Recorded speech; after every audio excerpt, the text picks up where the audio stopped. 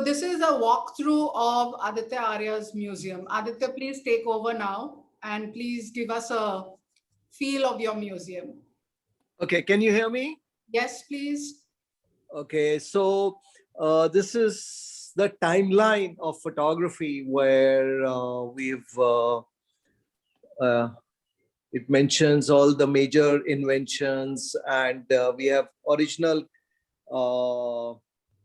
artifacts here. And so each decade, like 1885, so it's not only photography, it's about connecting with art also. So 1885, what happened in the field of, say, pictorialism, and how the idea of photography influenced. So this timeline is from 1827 till 2010. So besides the products, it also mentions major photography movements, photographers.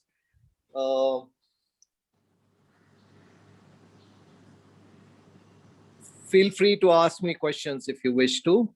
I'll be happy to answer. Are you shooting this on iPhone 12, Aditya? Okay, I'm shooting this on iPhone 12. Yeah. Yeah, it's quite good. I have also got an iPhone 12. So then we come back to the museum, which is the story of the camera and how it started. And then we have each major manufacturer. So Thrunt and Pickard from 1888. So these are cameras which I actually picked up in last 40 years while traveling. I picked up ads. I picked up original albums. So wherever I used to go, I used to typically keep a day off and check out all the kabadis of the world. And today, most of the kabadis of the world are in touch with me. So all these cameras are in working condition? I mean, if you want, can you use them? So the films are not available. The media is not available. But in the case of mechanical cameras, I would say 70% would work. But because of springs and rusty parts, so some of them may not work, but they do work. I mean, so here is a thing on ACFA, how ACFA evolved. So each manufacturer, how they evolved, and how they advertised, and how they sold, and twin lens reflex cameras, which many of you must have seen. All the shadi photographers in 70s and 80s used to have these. So what is so special about a twin lens? It has two lenses, one for seeing and one for taking the image. Okay. So actually the single lens reflex evolved from twin lens reflex. So this is a section on magic lanterns. Magic lanterns were projectors of early century. And there was no electricity, so they typically used oil lamps to project images.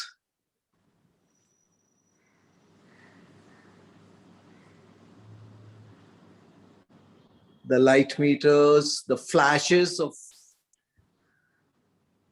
Then some large studio cameras like this Century Graphic. This was invented and launched in 1899, turn of the century. It's called Century Graphic. Aperture shutters from early century. This is what the studios look like in 19th century. They were called daylight studios. Why? The daylight studios come from the fact that there was no electricity, so they dependent on daylight, and they used to maneuver these curtains to control the amount of light required. And this is the kind of equipment they had in the daylight studios.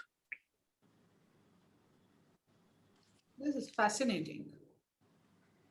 So all this stuff was sitting in my basement eventually. I mean, when some of these enlightened officers of Haryana government. So this is the atrium. I'm in the atrium of the museum. As you can see, this nobody around except I come here occasionally to get the place cleaned. And that was the part 1 of the museum. This is the part 2 of the museum. So now this is a process camera. This, when fully assembled, it weighs around 500 kgs. So this camera was used to create the printing plates for the newspapers, for brochures, catalogs in early century. Some rare and special cameras are here, like this Royal Mail stamp camera, which could produce 15 images in one go. This is from 1907. It could produce 15 visa size pictures. So they had thought about it then. Voigtlander. Do you have any Rolleiflex? Oh, they were there in the twin lens reflex. And I'll also show you. I'll also show you. This is Ihagis. We have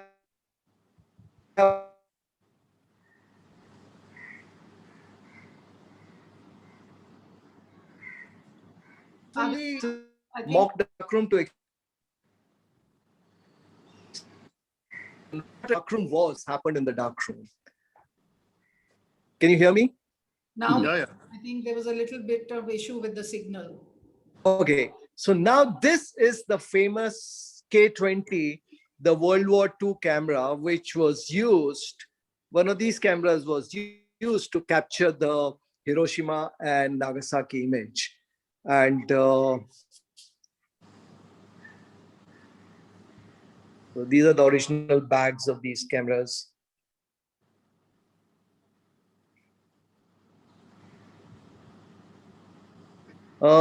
So you saw these giant cameras, but here are these small spy cameras, miniatures and spy cameras. It's beautifully designed. Is all this cataloging and this exposition and the, the cards which have this white on gray and all, is all designed by you? Yeah, we never had money for hiring so-called museologists and museum experts. I think it worked well for us. So what happened was, at least last 7-8 years, whenever I was traveling abroad on assignments, I used to typically request my clients to give me a day or two off.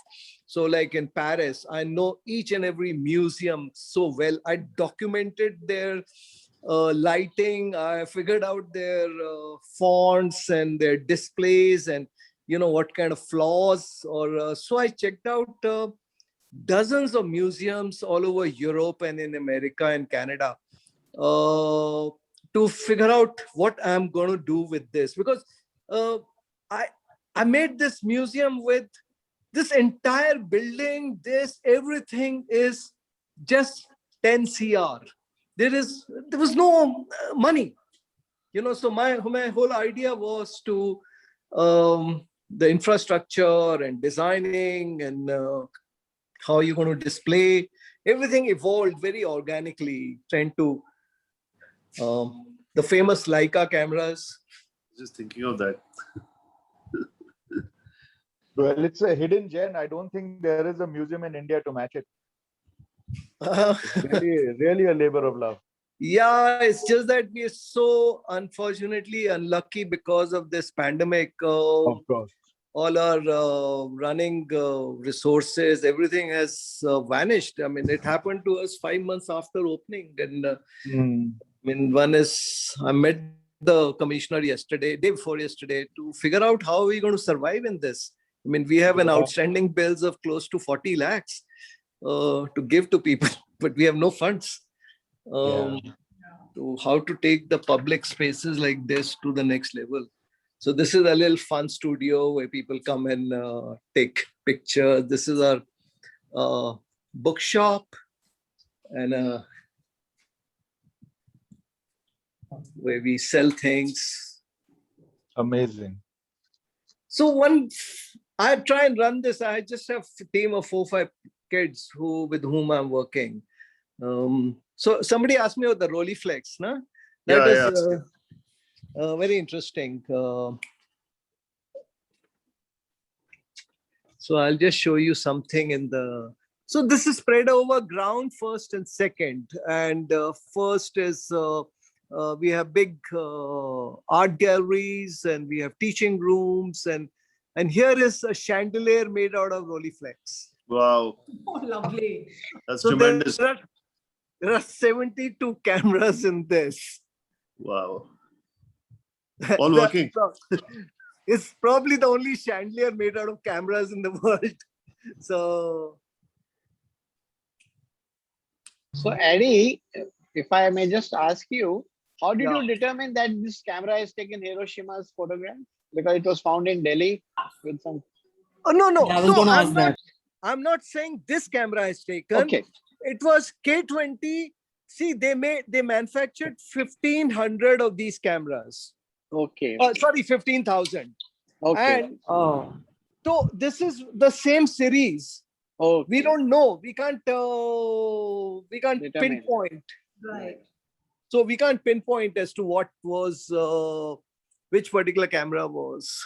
Okay. So my suggestion, Eddie, is of course, if the funding permits in future, you could add a slide projectors segment also, because there Oh. were several kinds of slide projectors also. Oh, 1 second. Let me take you to the slide projectors. Oh, wonderful. he has it. He has it No. all. We So had this is where, view master has been. Yeah. So this is my wall of honoring all the people who gave me money. So government put in money into the museum. They put in 8 crores, and I raised 2 through these friends who contributed money, and we've created a wall at the entrance of people who contributed money. And so I'll show you the projectors. So I still have few thousand cameras in my basement in my house, which are And are you Yeah. going to transfer them here? You don't have space here. no, don't have space, but maybe one day think of different changing things around. And but Sonu, that is something else. Right now, the whole issue is sustainability of this place. I Yeah. mean, you all your life you dream of owning an elephant, and one day somebody presents you an elephant, and now you don't know how to feed the damn thing because it's become so difficult. We don't know what is going to happen. This is my big question, which I've been talking to the government, to the local government, because my whole MOU was, they said, we'll do all this, you do whatever you wish to do. So they did not interfere. They don't interfere in running.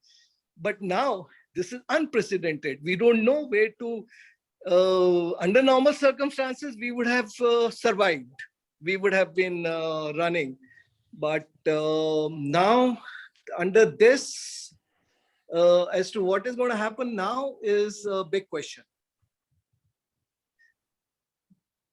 So why not get Apple to associate themselves? Well, why with not get some of the